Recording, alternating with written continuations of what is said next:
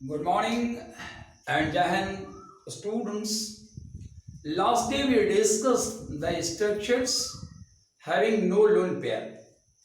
As I told you that whenever lone pair will be present on the central atom, the molecule will have a distorted structure. And why will molecule have a distorted structure? That we have to understand here. Why distortion comes in a molecule? Why distortion? Why distortion comes in a molecule? In a molecule, when lone pair is present, when lone pair of electrons is present.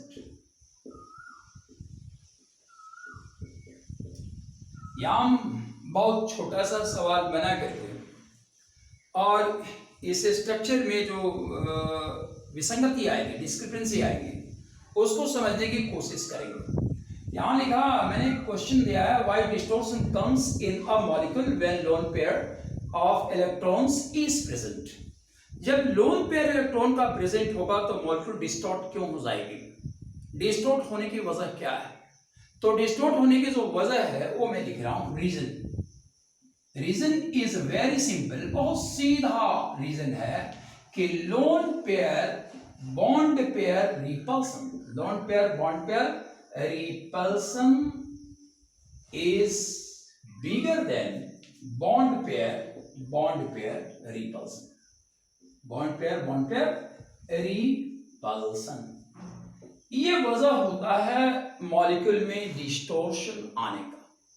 अब यहां जो forces काम करेंगे वो forces क्या है? Equal नहीं है, ये अनइक्वल फोर्सेस इस जगह पर काम कर रहे हैं। तो हम लोग देखते हैं क्या, non uniform forces, non uniform repulsive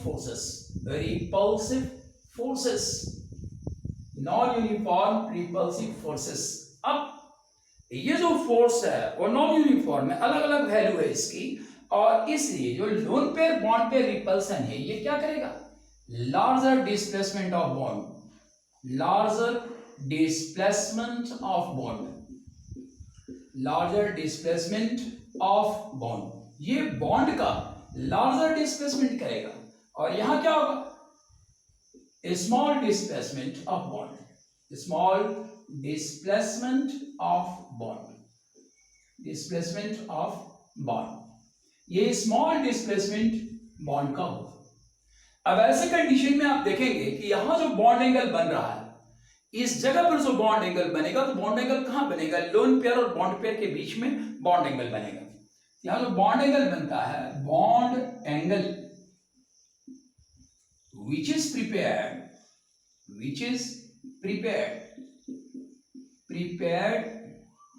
between lone pair and bond pair will be larger,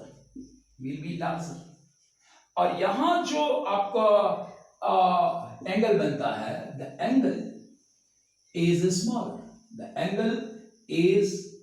smaller, यहां का एंगल स्मॉल हो जाएगा। इसलिए आपका स्ट्रक्चर क्या होगा? स्ट्रक्चर आपका रेगुलर नहीं हो सकता।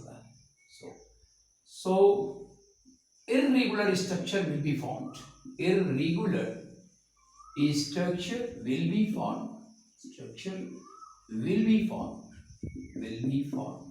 अब यहां जो स्ट्रक्चर आपको मिलेगा वो इरेगुलर स्ट्रक्चर मिलेगा, रेगुलर स्ट्रक्चर नहीं मिलेगा।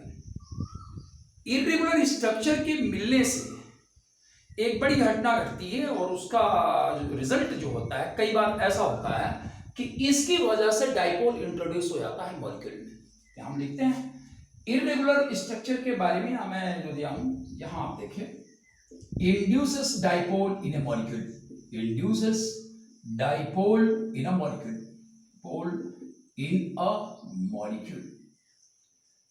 इसका प्रभाव यह है कि इसमें डाइपोल खड़ा हो जाता है। तो इर्रेगुलर स्ट्रक्चर में डाइपोल के आने की संभावना है, लेकिन रेगुलर स्ट्रक्चर में डाइपोल के आने की कोई संभावना नहीं। अब ये जो सिद्धांत है इसको ध्यान में रखते हुए हम लोग आगे स्ट्रक्चर्स को पढ़ते हैं।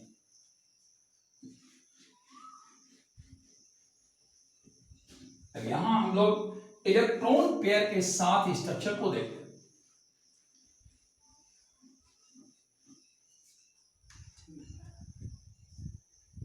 Structure of molecules. Structure of molecules having lone pair. Having lone pair.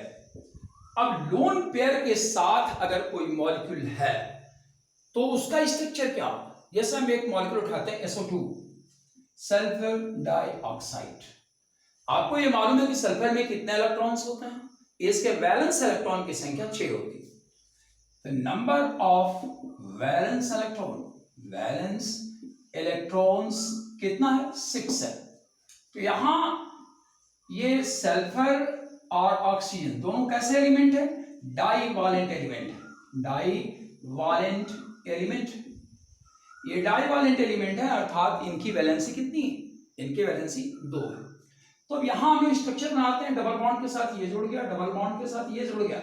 अब इसमें जो 6 इलेक्ट्रॉन थे, ये 6 इलेक्ट्रॉन स्ट्रक्चर हम यहां अगर लिखें तो ये 2 इलेक्ट्रॉन इधर है, 2 इलेक्ट्रॉन इधर है और 2 इलेक्ट्रॉन यहां है। इस जगह पर ऑक्सीजन अपने 2 इलेक्ट्रॉन को सामने करके और शेयरिंग करता है। तो यहां आप देखें कितना हो गया? 8 हो गया इसका। फिर ऑक्सीजन यहां रखते हैं 2 2 4 2 6 इलेक्ट्रॉन्स, यहां इसका 8 हो गया। अब इधर से आए तो क्या हो गया? 4 4 8 एंड 2 10। तो ये जो बच रहा है ये आपका लोन पेयर है, लोन पेयर।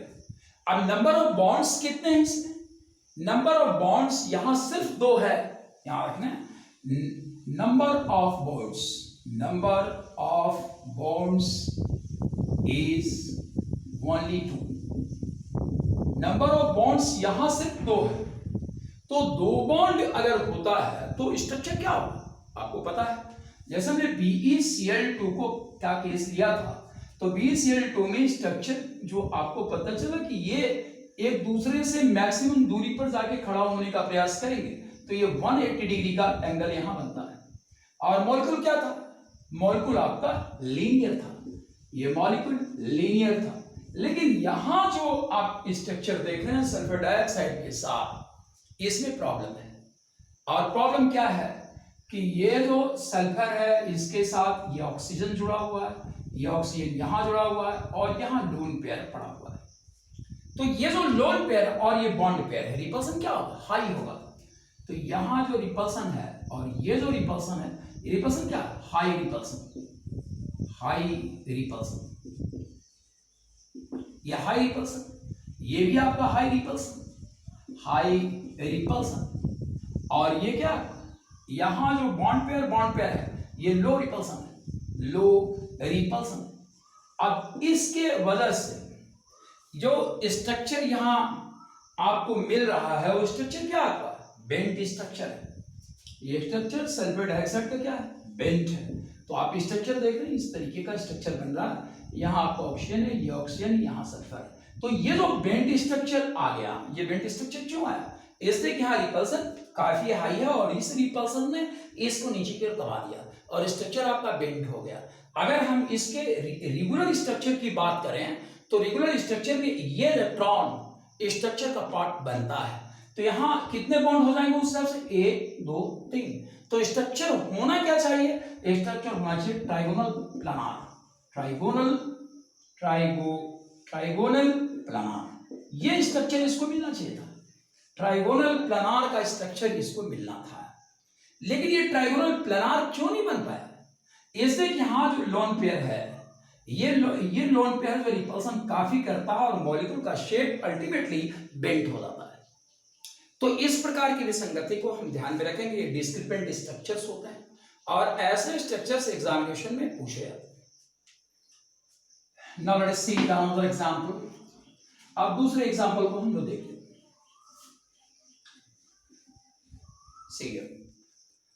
अब जो सेकंड एग्जांपल हमने लिया वो अमोनिया का लिया, NH3 NH3। और नाइट्रोजन ग्रुप नंबर 15 का एलिमेंट है, आपने पीरियोडिक टेबल में इसे पढ़ा है। तो ग्रुप नंबर 15 में नाइट्रोजन, फास्फोरस, ये आता है। तो इसमें इलेक्ट्रॉन्स कितना होंगे? वैलेंस इलेक्ट्रॉन्स जो इसमें हैं वो वैलेंस इलेक्ट्रॉन्स आपको 5 हैं। तो नाइट्रोजन का अगर हम लुईस डायग्राम बनाएंगे इस मॉलिक्यूल का, तो लुईस डायग्राम, तो लुईस डायग्राम हम इसका बनाते हैं, तो नाइट्रोजन 1 2 3। अब हाइड्रोजन के साथ ये शेयरिंग करेगा, हाइड्रोजन को 2 चाहिए, ये हाइड्रोजन 1 इलेक्ट्रॉन बढ़ा करके 2 कर लेगा, यहाँ 1 इलेक्ट्रॉन बढ़ेगा, ये 2 कर लेगा। इसके कितने इलेक्ट्रॉन यूज हुए? इसके इलेक्ट्रॉन 1 2 3 इलेक्ट्रॉन्स यूज हुए हैं, और इलेक्ट्रॉन्स कितने हैं? 5 इलेक्ट्रॉन्स हैं। तो यहाँ ये रह जाएगा, इसे हम लोग कहते हैं लोन पेयर। ये लोन पेयर यहाँ उपस्थित हो गया। अब अगर कहा जाए लोन पेयर को कंसीडर किया जाए, वो कंसीडर आपको करना ही करना है, क्योंकि ये भी एक प्रकार का बॉन्ड है। याद रखिएगा, यहां जो ये बनता है, this is treated as a bond, this is treated as a bond, ये भी बॉन्ड के रूप में ट्रीट होगा। ऐसा नहीं कि आप इसको बॉन्ड नहीं मानते, ये भी बॉन्ड के रूप में ही ट्रीट होगा। तो यहां नंबर ऑफ बॉन्ड्स अगर देखें तो कितना हो गया? नंबर ऑफ टोटल बॉन्ड्स अगर आप देखें तो कितना हो गया? 4 हो गया। 4 नंबर ऑफ टोटल बॉन्ड्स है, क्योंकि इलेक्ट्रॉन पेयर भी बॉन्ड का पार्ट है। तो यहां स्ट्रक्चर क्या मिलना चाहिए? इस पर कॉरेस्पॉन्डिंग स्ट्रक्चर टेट्राहेड्रल होना चाहिए, टेट्राहेड्रल, ये स्ट्रक्चर आना चाहिए, इसका टेट्राहेड्रल स्ट्रक्चर आना चाहिए। लेकिन ये टेट्राहेड्रल नहीं देगा। टेट्राहेड्रल क्यों नहीं देगा? क्योंकि लोन पेयर वास्तव में ये रिपल्सन ज्यादा सेट करेगा साइड में, और ज्यादा रिपल्सन सेट करने के कारण इसका जो स्ट्रक्चर अल्टीमेटली काउंट होता है, जिसको हम मानते हैं, वो स्ट्रक्चर होता है, देखिए स्ट्रक्चर ट्राइगोनल पिरामिडल स्ट्रक्चर है, ये ट्राइगोनल पिरामिडल स्ट्रक्चर है, इसको ध्यान में रखिएगा। अगर हम इसको शो करते हैं तो नाइट्रोजन को सेंटर में रखते हैं, और फिर यहाँ हाइड्रोजन है, ये हाइड्रोजन है, इस जगह पर हाइड्रोजन है, और लोन पेयर यहाँ 90 डिग्री के एंगल पर यहाँ आ जाता है, जहाँ ये लोन पेयर लगे हुए हैं। तो स्ट्रक्चर आपका ट्राइगोनल पिरामिडल का बनता है। होना क्या चाहिए था? टेट्राहेड्रल होना चाहिए था। हुआ क्या? ट्राइगोनल पिरामिडल हो गया। क्यों हो गया? इसने कि लोन पेयर इसके पास है, और इसने मॉलिक्यूल में डिस्टोर्शन क्रिएट किया। आगे we are going to see another example, H2O को देखते हैं।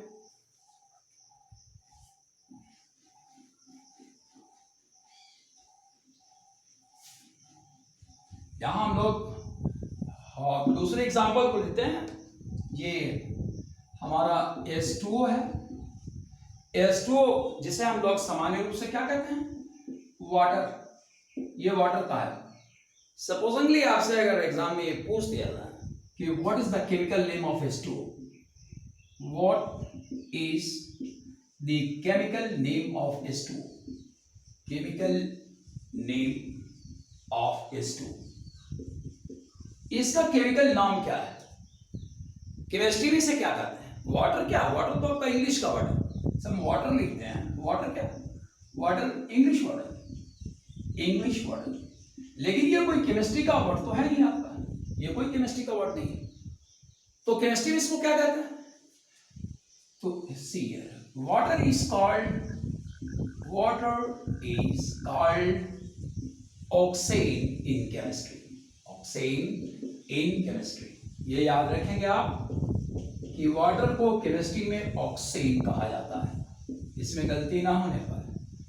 क्योंकि नॉर्मली जो टीचर पढ़ाता है उसे क्वेश्चन पेपर में उस चीज को पूछने का पूरा अधिकार होता है, क्योंकि हमने पढ़ा है और हम पढ़ाए हैं, इसलिए सवाल बना सकते हैं। इसलिए जो लाइव क्लासेस होते हैं उसमें हमारे कंसंट्रेशन कुछ ज्यादा होना चाहिए, क्योंकि टीचर जिस तरीके से पढ़ाता है उसी हिसाब से क्वेश्चन भी बनाता है। तो यहाँ देखिए, इसे हम लोग ऑक्सीजन कहते हैं। इस मॉलिक्यूल में क्या खास बात है? अगर आप हम देखें तो इस मॉलिक्यूल में आपको मालूम है ऑक्सीजन किस ग्रुप का एलिमेंट है। देखिए, जब भी हम पढ़ेंगे पीरियोडिक टेबल का सहारा लेंगे, बिना पीरियोडिक टेबल के पढ़ाई संभव नहीं, इसलिए पीरियोडिक टेबल को बहुत अच्छे से आपको समझना चाहिए। तो पीरियोडिक टेबल में ऑक्सीजन है, सल्फर है, सेलेनियम है, टेल्यूरियम है, ये एलिमेंट्स आते हैं। और एक किस ग्रुप का एलिमेंट है? ग्रुप नंबर 16 के एलिमेंट हैं। तो इनमें नंबर ऑफ वैलेंस इलेक्ट्रॉन्स कितना होगा? यहाँ पोलोनियम आ रहा है, number of valence electrons, number of valence electrons जो है इसमें कितना होगा? इसमें नंबर ऑफ वैलेंस इलेक्ट्रॉन्स हो जाएगा आपका 6 नंबर ऑफ वैलेंस इलेक्ट्रॉन्स। चूंकि आपने पीरियोडिक टेबल पढ़ा है इसलिए मैं एक क्वेश्चन दे रहा हूं, आप करके मुझे साइड पे दिखाइए। What is the reason, what is the reason, what is the reason of calling group number 16 elements as chalcogens. ये सवाल मैं दे रहा हूं, ये आपका होमवर्क है, इसे आप मुझे दिखाएंगे। आज जब आप वीडियो को देखेंगे तो ये क्वेश्चन जो मैं दिया हूं इसका जवाब आप लिख के मुझको दिखाएंगे कि ये क्या है। ग्रुप नंबर 16 को हम चाल्कोजेंस क्यों कहते हैं, ये जवाब आप लिख के मुझे दिखाएंगे। तो अब हम लोग यहाँ जो स्ट्रक्चर है H2O उसको पढ़ने का प्रयास करते हैं। तो H2O जो मॉलिक्यूल है जिसे हम लोग केमिकली ऑक्सीजन कहते हैं, अंग्रेजी में वाटर कहते हैं। ऑक्सीजन के पास कितने इलेक्ट्रॉन? 6। ये बॉन्ड कितना बनाएगा हाइड्रोजन के साथ? एक इलेक्ट्रॉन का बॉन्ड बनाता है। ये एक इलेक्ट्रॉन का बॉन्ड 2 हो गया इसके पास। और यहां आप देखेंगे तो ऑक्टेट के लिए रिएक्शन होता है 2 4 6 8। ओके, अब इस मॉलिक्यूल में नंबर ऑफ बॉन्ड्स कितने बन रहे हैं इसे आप देखिए। तो नंबर ऑफ बॉन्ड्स, ये मॉलिक्यूल जो आपको दिखाई देगा वो हाइड्रोजन यहां हो गया, हाइड्रोजन यहां हो गया, और इस पर जो है डबल इलेक्ट्रॉन्स, यहां डबल इलेक्ट्रॉन्स आपको दिखाई दे। लोन पेयर 2 है इसके पास। तो नंबर ऑफ रियल बॉन्ड्स कितना है, इस लोन पेयर के बॉन्ड को हम दूसरे तरीके से कंसीडर करते हैं। तो ना ये बॉन्ड आपका कितना हो गया, ये नंबर ऑफ बॉन्ड्स अगर देखा जाए तो नंबर ऑफ बॉन्ड्स इसमें 4 हो गए। 2 क्या है? 2 बॉन्ड्स हैं, 2 बॉन्ड्स आपका प्रॉपर बॉन्ड्स हैं, ये प्रॉपर बॉन्ड है। और 2 बॉन्ड्स क्या है? 2 बॉन्ड्स जो है विद लोन पेयर है, विद लोन पेयर है, लोन पेयर के साथ ये बॉन्ड। अब नंबर ऑफ बॉन्ड्स जो है स्ट्रक्चर डिसाइड करता है, स्ट्रक्चर के बारे में अपनी राय देता है। तो नंबर ऑफ बॉन्ड्स को देखते हुए हम इसका क्या स्ट्रक्चर कहेंगे। अगर इस मॉलिक्यूल में लोन पेयर नहीं होता और प्रॉपर बॉन्ड्स 4 होते तो स्ट्रक्चर क्या होता है इसका स्ट्रक्चर होता टेट्राहेड्रल। स्ट्रक्चर टेट्राहेड्रल होता है इसका, टेट्राहेड्रल, ये टेट्राहेड्रल स्ट्रक्चर। लेकिन ये स्ट्रक्चर टेट्राहेड्रल नहीं, क्यों नहीं है? क्योंकि ये बॉन्ड्स प्रॉपर नहीं है। तो ऐसी स्थिति में इसका स्ट्रक्चर क्या होगा उसे हम लोग देखते हैं। तो ये लोन पेयर है ऑक्सीजन के पास, यहां एक लोन पेयर है और यहां हाइड्रोजन है, इस जगह पर हाइड्रोजन। अब आपको मालूम है कि लोन पेयर और लोन पेयर के बीच का रिपल्सन क्या होता है? मैक्सिमम होता है। तो ये आपका लोन पेयर और ये भी आपका लोन पेयर है, मैक्सिमम रिपल्सन, मैक्सिमम रिपल्सन, यहां रिपल्सन मैक्सिमम होगा, रिपल्सन मैक्सिमम। तो ये दोनों एक दूसरे से काफी दूर जाने की कोशिश करेंगे और यहां जो रिपल्सन होगा वो रिपल्सन क्या? ये रिपल्सन आपका मोर रिपल्सन मैं लिख रहा हूं, ये मोर रिपल्सन, रिपल्सन ज्यादा है। किससे ज्यादा है? तो इससे ज्यादा है। तो यहां जो रिपल्सन मिल रहा है इस रिपल्सन की तुलना में ये क्या है? ये रिपल्सन ज्यादा है आपका और ये सबसे ज्यादा रिपल्सन। इस प्रकार से मॉलिक्यूल जो बन के आएगा वो मॉलिक्यूल आपका इस फॉर्म में हो जाएगा, वी शेप मॉलिक्यूल बनता है। यहाँ ऑक्सीजन है, यहाँ हाइड्रोजन है और यहाँ हाइड्रोजन है। इस जगह पर 2-2 इलेक्ट्रॉन आप दिखा सकते हो, लेकिन मैं मॉलिक्यूल को सिर्फ डिस्कस कर रहा हूं। तो ये क्या है? V shape molecule, V shape molecule. अब ये वी शेप मॉलिक्यूल क्यों बना? इसलिए बना कि लोन पेयर इसमें था, लोन पेयर रिपल्सन भी काम किया, lone pair bond pair repulsion भी काम किया।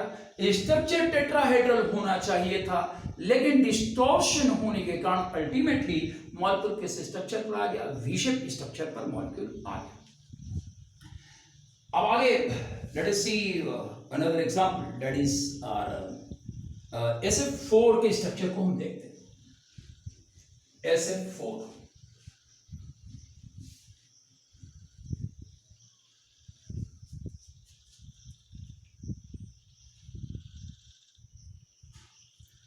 SF4 का स्ट्रक्चर देखना, SF4। अब यहां आप जानते हैं S कहाँ है, ग्रुप नंबर 16 का एलिमेंट। फ्लोरीन क्या है, ग्रुप नंबर 17 का एलिमेंट।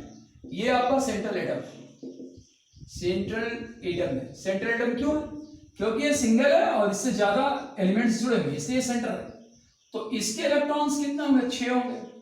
यहां पर इलेक्ट्रॉन्स दिखाते हैं 1 2 3 4 और यहाँ 5 6 देते हैं। अब बॉन्ड अगर आप बनाते हैं तो ये बॉन्ड यहां से ऐसे बनेगा, सॉरी ये फ्लोरीन लगाते हैं, फ्लोरीन के पास कितना इलेक्ट्रॉन, 7 है। एक यहाँ दिखाते हैं, 6 यहाँ लिख देते हैं। फिर यहाँ फ्लोरीन लिखते हैं, एक यहाँ दिखाते हैं, 6 यहाँ दिखाते हैं। फ्लोरीन इसी रूप में हम इसको दिखा रहे हैं, 6 इलेक्ट्रॉन इधर है और यहाँ भी फ्लोरीन लगाते हैं, 6 इलेक्ट्रॉन यहाँ लगाते हैं, 1 इलेक्ट्रॉन इसका आगे बढ़ाते हैं। तो इस प्रकार से हम लोग देख रहे हैं कितना हो रहा है, 8 इलेक्ट्रॉन्स इसके पास हो जा रहा है, सबके पास 8 इलेक्ट्रॉन हो गया। अब 8 इलेक्ट्रॉन्स जो फ्लोरीन के पास हो गया, अब सल्फर के पास आप आए, यहाँ 2 4 6 8 और ये जो है आपका लोन पेयर यहाँ आ गया, लोन पेयर आ गया। अब अगर हम लोग नंबर ऑफ बॉन्ड्स की बात करें कि कितना नंबर ऑफ बॉन्ड्स इसमें है, तो नंबर ऑफ बॉन्ड्स अगर लोन पेयर को आप इंक्लूड करते हो तो number of bonds including lone pair bond also, including lone pair bond also. अब अगर नंबर ऑफ बॉन्ड्स आप लोन पेयर को भी इंक्लूड कर रहे हो तो कितना हो जाएगा, 4 and 1 5 हो जाएगा। तो 5 पर जो रेगुलर स्ट्रक्चर आपको दिया गया PCl5 को याद कीजिए, तो PCl5 का स्ट्रक्चर क्या था, स्ट्रक्चर आपको बताया गया। ये स्ट्रक्चर क्या था, स्ट्रक्चर आपको था ट्राइगोनल बाई पिरामिडल। तो स्ट्रक्चर ट्राइगोनल बाई पिरामिडल था, बाई पिरामिडल ये आपका स्ट्रक्चर था, इसका ट्राइगोनल बाई पिरामिडल स्ट्रक्चर था, आपको पढ़ाया गया इसके बारे में। तो इसका रेगुलर स्ट्रक्चर अगर बने तो क्या बनेगा, ट्राइगोनल बाई पिरामिडल स्ट्रक्चर ये देगा। लेकिन ये लोन पेयर जो है इस मॉलिक्यूल को बिगाड़ेगा, और क्योंकि ये फोर्स बड़ा हुआ है, फोर्स बड़ा होने के कारण ये मॉलिक्यूल बिगड़ेगा, और बिगड़ने के बाद जो इसका स्ट्रक्चर आता है वो सी-सा स्ट्रक्चर आता है। तो डिस्टॉर्टेड स्ट्रक्चर क्या है इसका, डिस्टॉर्टेड स्ट्रक्चर, इसका डिस्टॉर्टेड स्ट्रक्चर जो आएगा सी-सा स्ट्रक्चर आता है। अब यहां आप देखेंगे ये सल्फर, यहां से फ्लोरीन जोड़े, यहां से फ्लोरीन हमने जोड़ा, इस जगह पर फ्लोरीन जोड़ा और यहां फ्लोरीन जोड़ा, और इस जगह पर ये हमने बॉन्ड्स को यहां दिखा दिया। ये स्ट्रक्चर क्या है, सीसा स्ट्रक्चर। तो सीसा स्ट्रक्चर क्यों है, आना था ट्राइगोनल बाई पिरामिडल, आ गया सीसा स्ट्रक्चर। क्यों, क्योंकि इसमें लोन पेयर उपस्थित हो गया। और मैंने आपको बताया कि लोन पेयर जहां भी आएगा वो मॉलिक्यूल में डिस्टॉर्शन क्रिएट करेगा, उसके स्ट्रक्चर को बिगाड़ेगा, नया स्ट्रक्चर उसको प्रोवाइड करेगा, और यही स्ट्रक्चर हम लोग अभी देखें। Let's see ahead of this ClF3, इस स्ट्रक्चर को देखो, ClF3 ये इंटर हैलोजन कंपाउंड है। ClF3 ट्राइफ्लोरोफ्लोराइड, ट्राइफ्लोरोक्लोरीन, ClF3 ये कंपाउंड आपका इंटर हैलोजन कंपाउंड है, इंटर हैलोजन कंपाउंड है, हैलोजन कंपाउंड है। अब आप जानते हैं क्लोरीन और fluorine, fluorine, chlorine, bromine, iodine, astatine, ये किस ग्रुप के एलिमेंट्स हैं, ये ग्रुप नंबर 17 के एलिमेंट्स हैं, ये ग्रुप 17 है, ग्रुप नंबर 17 के एलिमेंट्स हैं, और ग्रुप नंबर 17 के एलिमेंट्स को हम हैलोजेंस कहते हैं। तो एक होमवर्क मैं आपको और दे रहा हूं, पीरियोडिक टेबल से होमवर्क ये आप करेंगे, बनाने का प्रयास करेंगे, क्योंकि पीरियोडिक टेबल आपने पढ़ लिया है और ये काफी इंपॉर्टेंट क्वेश्चन है पीरियोडिक टेबल का। तो इसमें हम लिखते हैं कि होमवर्क में why do we call group 17 elements as halogens, ये क्वेश्चन मैं आपको दे रहा हूं और इस क्वेश्चन को आप बना के दिखाएंगे मुझे, ठीक है, ये क्वेश्चन आप दिखाएंगे। तो ये हैलोजन, ये क्वेश्चन हुआ, और एक सवाल और मैं आपको दे रहा हूं, what is the reason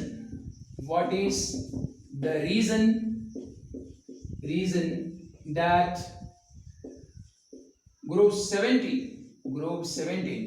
which is the group of non-metals, which is the group of non-metals, metals have highest reacting non-metals, highest reactive non-metals। ये क्वेश्चन आप बनाएंगे। तो यहां से मैंने 2 क्वेश्चन आपको दिया होमवर्क के रूप में, क्योंकि आपको ये समझना है, बिना इन बातों को समझे, बिना पीरियोडिक टेबल को ढंग से समझे हुए अगर आप केमिस्ट्री के आगे के चैप्टर को समझना चाहते हो, संभव नहीं है, बहुत दिक्कत आएगी आपको समझने में। इसलिए मैं आपके तैयारी को देखने के लिए इन क्वेश्चंस को डाल रहा हूँ, और ये क्वेश्चन का सॉल्यूशन आप बनाएंगे और बना के अपने वेबसाइट पर इसको आप डालेंगे कि मैं देखूं कि आपका आंसर क्या है। ठीक है, तो यहाँ हैलोजेंस फैमिली का ये एलिमेंट है। अब इसे हम लोग देखने की कोशिश करते हैं कि ये जो कंपाउंड है वो किस तरह का बॉन्डिंग करेगा। तो क्लोरीन में कितने इलेक्ट्रॉन होंगे आपको? 7 इलेक्ट्रॉन्स। तो 2 2 4 5 6 7। अब यहाँ फ्लोरीन जुड़ेगा, फ्लोरीन के पास 6 इलेक्ट्रॉन्स हैं, यहाँ 1 इलेक्ट्रॉन दे दिया, 7 हो गया। इसी तरीका से 6 इलेक्ट्रॉन्स हम लोग यहाँ लिखते हैं, 1 इलेक्ट्रॉन यहाँ, और फिर यहाँ 6 इलेक्ट्रॉन्स लिख करके 1 इलेक्ट्रॉन के साथ यहाँ बॉन्ड बनाते हैं। तो इसका 8 पूरा हो गया, इसका भी 8 हो गया, इसका भी 8 आपका ऑलरेडी हो गया। अब इस मॉलिक्यूल में आप देख रहे हैं 2 4 6 8 10, ये स्ट्रक्चर है आपका। यहाँ लोन पेयर्स कितने हो गए? यहाँ लोन पेयर्स आपको 2 हो गए, 2 लोन पेयर्स प्रेजेंट। अब नंबर ऑफ बॉन्ड्स को अगर आप देखें तो नंबर ऑफ बॉन्ड्स कितना आ रहा है? 1 2 3 4 5 बॉन्डिंग इसमें आ रही है। तो total number of bonds including lone pair bonds also कितना बॉन्ड मिल रहा है आपका? तो 1 2 3 4 5 मिल रहा है। 5 पर स्ट्रक्चर क्या मिलता है? 5 पर स्ट्रक्चर PCl5 की तरह ही आपको स्ट्रक्चर यहां मिलेगा, और वो स्ट्रक्चर क्या होगा आपका? ट्राइगोनल बाइपिरामिडल स्ट्रक्चर ही रहेगा। ट्राइगोनल बाइपिरामिडल स्ट्रक्चर आना चाहिए, ट्राइगोनल बाइपिरामिडल स्ट्रक्चर, ये स्ट्रक्चर आपको मिलना चाहिए। ट्राइगोनल बाइपिरामिडल स्ट्रक्चर, यही स्ट्रक्चर आपको मिलना चाहिए, क्योंकि 5 बॉन्ड्स हैं। लेकिन इसमें इम्प्रॉपर बॉन्ड्स भी लगे हुए हैं। जैसे ये जो बॉन्डिंग है, ये नॉर्मली इम्प्रॉपर बॉन्ड्स हैं, इम्प्रॉपर बॉन्ड्स। अब इस मॉलिक्यूल की परेशानी क्या है आप देखेंगे, यहां जो रिपल्सन है इस लोन पेयर और लोन पेयर के बीच का रिपल्सन क्या होता है? मैक्सिमम होता है। और यहां से यहां जो रिपल्सन क्रिएट हो रहा है, रिपल्सन क्या है? इसकी तुलना में ये रिपल्सन लेस रिपल्सन है। और सबसे कम रिपल्सन आपको कहां मिलेगा? ये फ्लोरीन और फ्लोरीन के पीछे यहां जो बॉन्ड्स आपको बन रहे हैं, ये बॉन्ड्स जो बन रहे हैं, इनके बीच में जो रिपल्सन है, ये मिनिमम रिपल्सन का नाम, मिनिमम रिपल्सन है। और ये जो सेट है वह मॉलिक्यूल को डिस्टॉर्ट कर देगा, और मॉलिक्यूल जब डिस्टॉर्टेड कंडीशन में जाती है तो यहां जो स्ट्रक्चर आपको मिलेगा वो स्ट्रक्चर टी शेप स्ट्रक्चर मिलता है। तो टी शेप स्ट्रक्चर में फ्लोरीन यहां होगा, क्लोरीन इस जगह पर होगा, और एक फ्लोरीन यहां होगा, एक फ्लोरीन नीचे चला जाएगा, और ये 2 इलेक्ट्रॉन्स जो हैं अपने मैक्सिमम दूरी पर यहां लगेंगे। चूंकि इम्प्रॉपर है इसलिए इसको हम काउंट नहीं करते स्ट्रक्चर में। तो ये स्ट्रक्चर क्या मिल गया आपको? T shape structure. ये टी शेप स्ट्रक्चर हमको मिला, क्योंकि इसको हम लोग नॉर्मली काउंट नहीं करते, ये स्ट्रक्चर के पार्ट में नहीं लिया जाता। तो यहां आपको स्ट्रक्चर मिला, टी शेप स्ट्रक्चर मिला, और ये एनामोलस स्ट्रक्चर है। क्यों? क्योंकि लोन पेयर के होने के कारण ये स्ट्रक्चर बन रहा है। तो जब कभी भी लोन पेयर मॉलिक्यूल में होगा तो उसको ध्यान से देखना है कि लोन पेयर अगर है तो वो स्ट्रक्चर को डिस्टॉर्ट कर जाएगा, और डिस्टॉर्ट करने के बाद जितने एग्जांपल्स आपको सेट करके दिए जा रहा है उतने ही में से आपको पढ़ना है, उससे बाहर एग्जांपल नहीं आते। लेट अस सी अनदर एग्जांपल हम लोग देखते हैं, जैसे BRF5 को देखते हैं। BRF5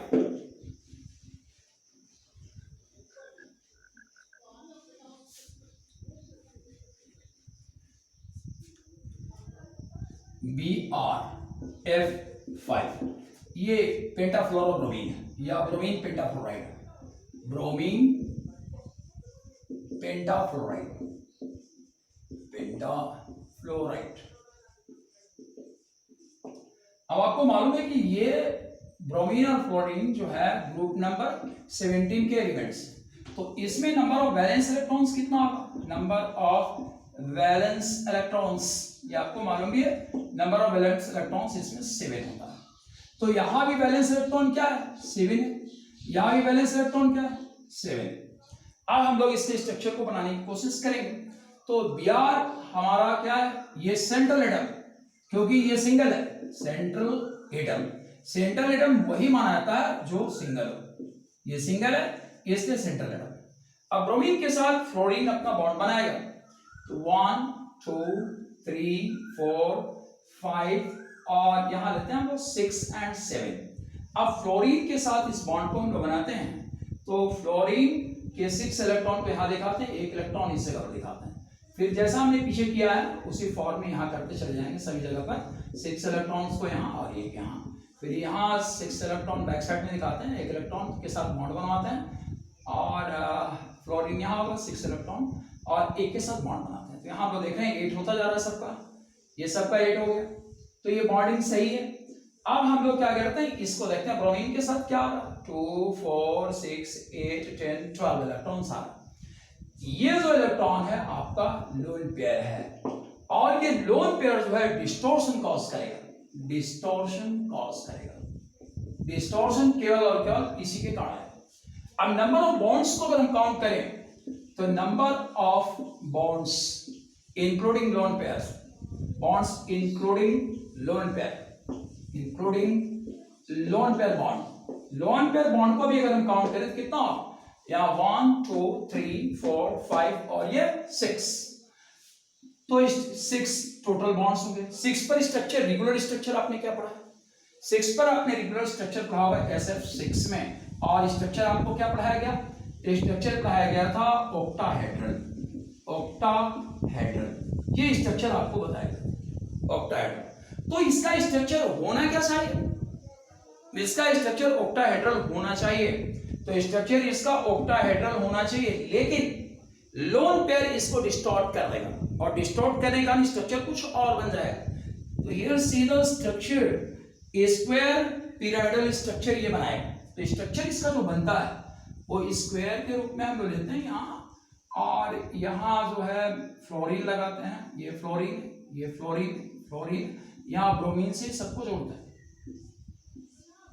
ये हो गया, और यहां से लोन पेयर डाल देते हैं, इस जगह पर फ्लोरीन लगाते हैं। तो ये स्ट्रक्चर जो है वो कहलाता है क्या, square pyramidal structure, square pyramidal structure, pyramidal structure. तो ये स्क्वायर पिरामिडल स्ट्रक्चर क्यों आया, क्योंकि इसको हम स्ट्रक्चर में काउंट नहीं करेंगे, अगर इसको काउंट करें तो क्या बन जाएगा, स्क्वायर बाई पिरामिडल स्ट्रक्चर ये बन जाएगा, जो कि हम इसको काउंट नहीं करते। तो काउंट नहीं करते, इसके केवल प्रभाव को देखते हैं। तो स्ट्रक्चर हमको क्या मिला, स्क्वायर पिरामिडल स्ट्रक्चर यहां हमको मिलता है, जो डिस्टॉर्टेड स्ट्रक्चर मॉलिक्यूल का है। डिस्टॉर्शन क्यों हुआ, क्योंकि लोन पेयर इसमें ऑलरेडी था। आगे हम लोग दूसरे देखते हैं, XeF4, इस कंपाउंड को देखते हैं, XeF4।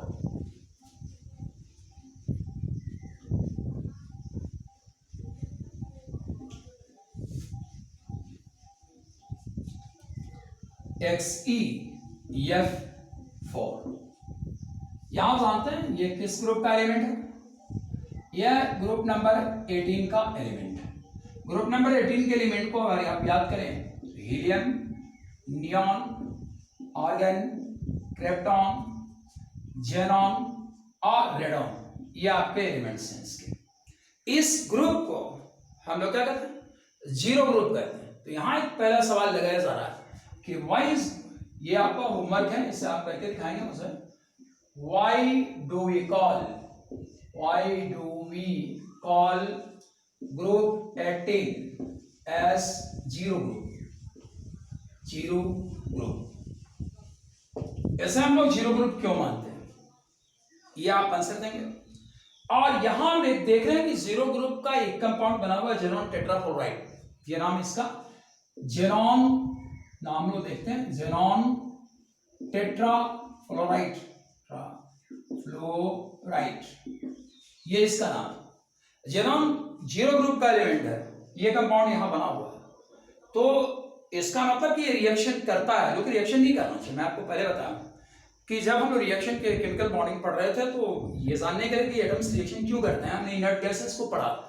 इनर्ट गैसेस रिएक्शन नहीं करती, क्यों नहीं करती, उसी से हमने जवाब अपना तलाशा। लेकिन यहाँ जेनॉन टेट्राफ्लोराइड जो बन रहा है, ये रिएक्शन कर गया, तो कौन वैज्ञानिक था जिसने ये पता लगाया कि जेनॉन रिएक्शन कर सकता है। तो ये होमवर्क का दूसरा क्वेश्चन लीजिए। Who was the scientist? Who was the scientist who gave reason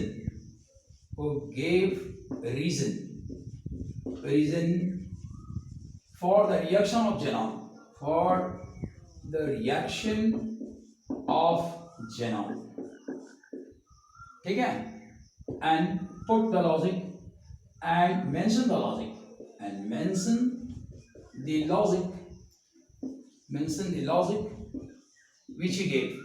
which he gave।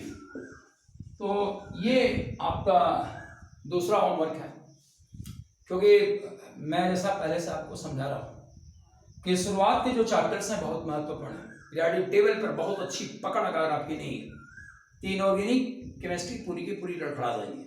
और इसलिए मैं आपको होमवर्क दे रहा हूं, जैसे कि मैं समझ पाऊँ कि आप चीज़ों को कितने अच्छे से समझ पा रहे हैं। तो यहाँ हम लोग जेनॉन टेट्राफ्लोराइड का केस देखते हैं। तो ये ग्रुप नंबर कहाँ है, 18 का एलिमेंट है। इसमें वैलेंस इलेक्ट्रॉन्स कितना होंगे, नंबर ऑफ वैलेंस इलेक्ट्रॉन्स कितना होगा, 8 होगा। हकीकत में इसको रिएक्शन नहीं करना चाहिए, लेकिन रिएक्शन क्या है, तो इसका स्ट्रक्चर अगर हम लोग बनाए तो जेनॉन का एक फ्लोरीन के साथ जुड़ेगा, अगला फ्लोरीन के साथ जुड़ेगा, यहाँ फ्लोरीन के साथ जुड़ेगा, यहाँ फ्लोरीन के साथ जुड़ेगा, 1 2 3 4, ये हो गया। इसमें इलेक्ट्रॉन्स कितने हैं, इलेक्ट्रॉन इसमें 8 हैं, तो 1 2 3 4 इलेक्ट्रॉन तो यहाँ यूज हो गए। अब ये दो इलेक्ट्रॉन जो हैं इस जगह पर आपका लोन पेयर के रूप में फंक्शन करेंगे। तो ये लोन पेयर है, ये दोनों इलेक्ट्रॉन लोन पेयर है। अब ये मॉलिक्यूल का अगर हम नॉर्मल स्ट्रक्चर बताएं तो 1 2 3 4 5 6 है।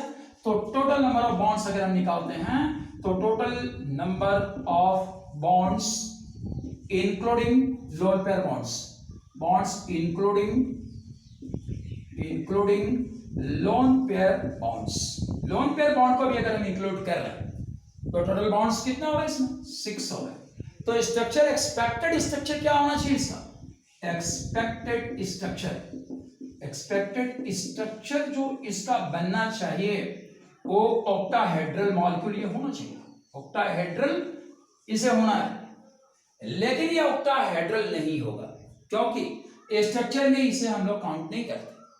अब यहां जो रिपल्सन है, मैक्सिमम रिपल्सन इस जगह पर है, यहां जो रिपल्सन है वो मोर रिपल्सन, ज्यादा रिपल्सन, और यहां अगर हम लोग सिंपली रिपल्सन लेते हैं जो सबसे कम रिपल्सन, तो इसके प्रभाव में मॉलिक्यूल क्या होगा, डिस्टॉर्ट कर जाएगा।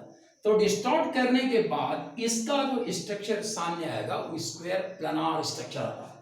तो डिस्टॉर्टेड स्ट्रक्चर यहां मैं बना रहा हूं, डिस्टॉर्टेड स्ट्रक्चर क्या होगा इसका, तो यहां हम लोग जेनॉन को रखते हैं, ये फ्लोरीन है, यहाँ फ्लोरीन है, यहाँ फ्लोरीन है, ये फ्लोरीन है।